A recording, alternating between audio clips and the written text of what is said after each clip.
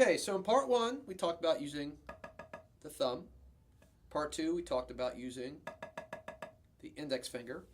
So part three, we're going to deal with combining those two, all right, and using both of them, okay? So how this is going to work, and again, there are a few different ways that you can tackle this, but once you feel good with both the thumb and the index finger individually, then you can start trying to work on using both, all right? And I'll show you how we're going to do that. So some basic exercises to get started with this is to do like a measure on your thumb followed by a measure on your index finger. So something like this.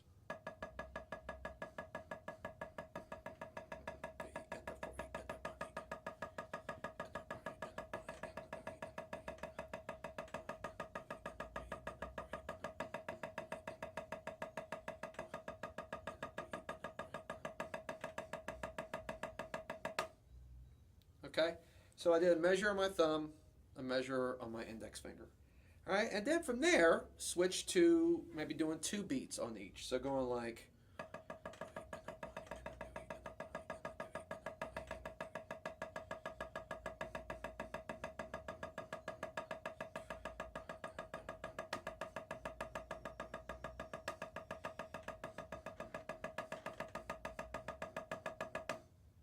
okay.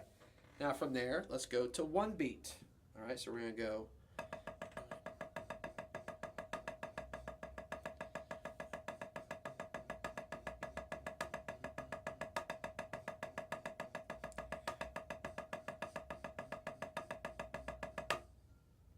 Okay.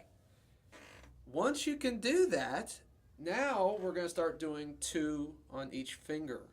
Okay, meaning we're going to go 2, 2, 2, 2, 2, 2, 2, 2. So 2 on the index, 2 with the thumb. Okay? So how we're going to do this, all right, is your fingers are essentially doing eighth notes, right? You're going 1, 1, and 2, and 3, and 4, and. But you're getting 2 strokes per finger, which will create 16th notes.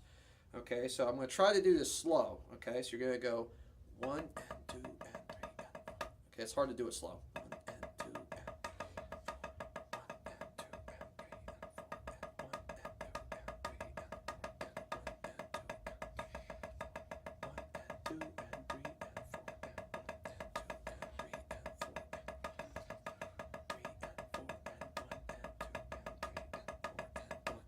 Okay, it's definitely hard to do really slow. I mean, finger control by its nature is meant for faster speed, so it's hard to do slow. Let me try to see if I can slow it down a little bit more.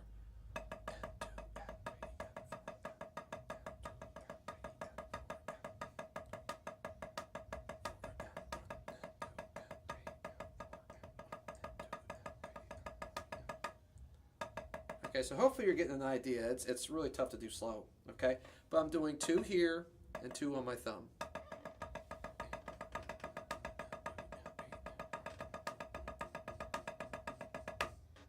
Okay, and that's what you get. So instead of one finger doing 16th notes, you have your fingers alternating doing 8th notes. So you're essentially working less, but getting more output. Less input and more output.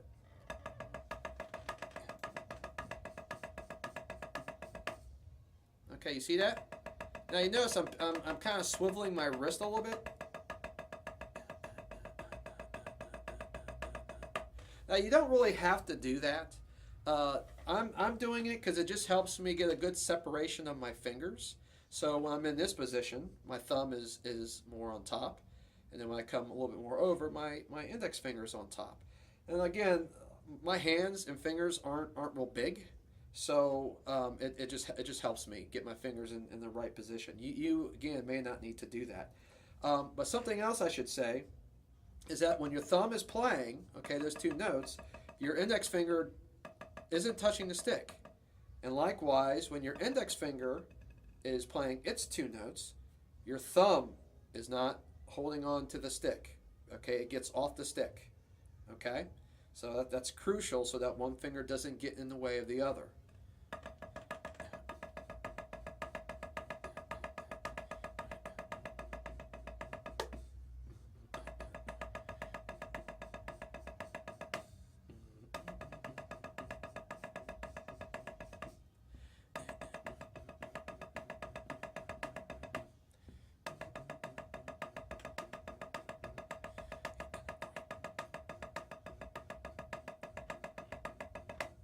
Okay, so that's basically that. Now that's going to take a little bit of time.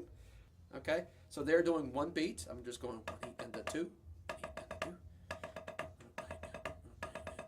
just like that. Okay, the index finger and thumb. Others call it the mommy daddy roll. You know, mommy daddy, mommy daddy. Okay, so try it out. You know, see if you can get it to work for you. It's a great little technique.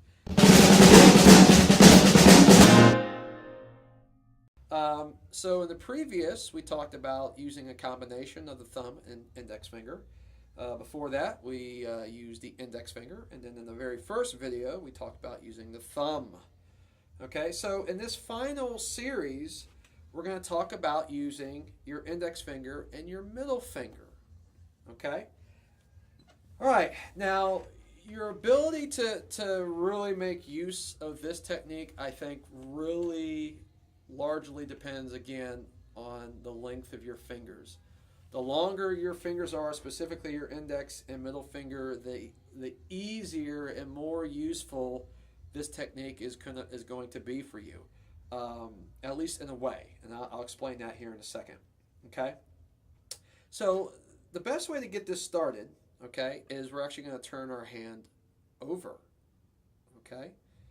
And what you're trying to do, again, you want the stick to just rest, okay, in that wedging, okay, in that webbing between your thumb and your first finger, okay, and it's going to sit there freely, okay, and just double check. You should be able to dribble it with the other hand, okay. You don't want to be squeezing it, you know, with your thumb like that. You just want it to sit there nice and loose and free, okay, and it should be able to bounce nice and easy, okay. The other thing is you want to make sure that the angle of your stick to the drum is relatively parallel, okay, meaning you don't want to be like this, okay, where the stick is coming down at an angle.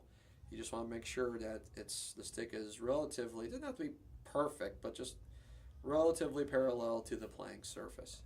Okay, so what we're going to do is we're going to take these two fingers, okay, and you're going to dribble the stick like this. Okay, so here we got the hand turned over, okay, and we're tapping the stick with the index finger and middle finger at the same time, just like this. Okay, and again, the tricky part is just going to be to get your fingers to be moving in sync with the bounce of the stick. Again, this is all the same as dribbling, like dribbling a basketball. Your hand has to move in sync with the rebound of the ball. I don't know if you've ever tried to bounce a basketball really low to the ground.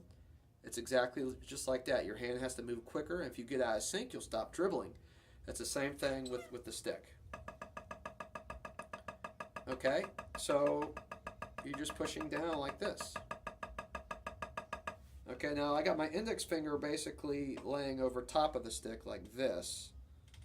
Okay, and then my middle finger, basically the tip of my middle finger is pushing down. Of course, you can experiment with the placement of your fingers and find a position that works for you. But just, you know, you're just trying to get both of them to come in contact with the stick, and again, just push down on it.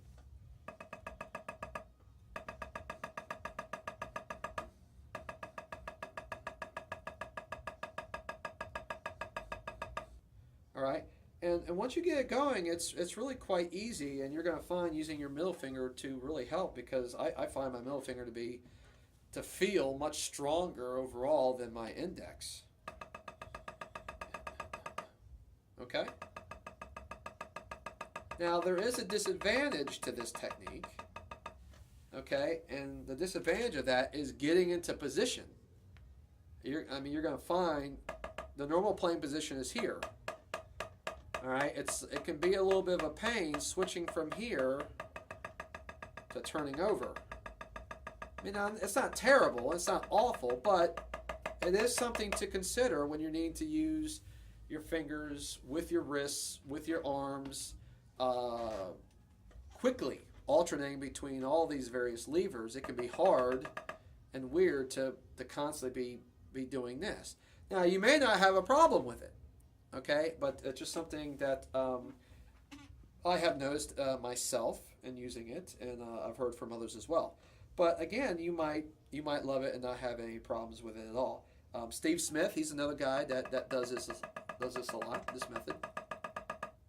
Okay, so that's really all there is to it.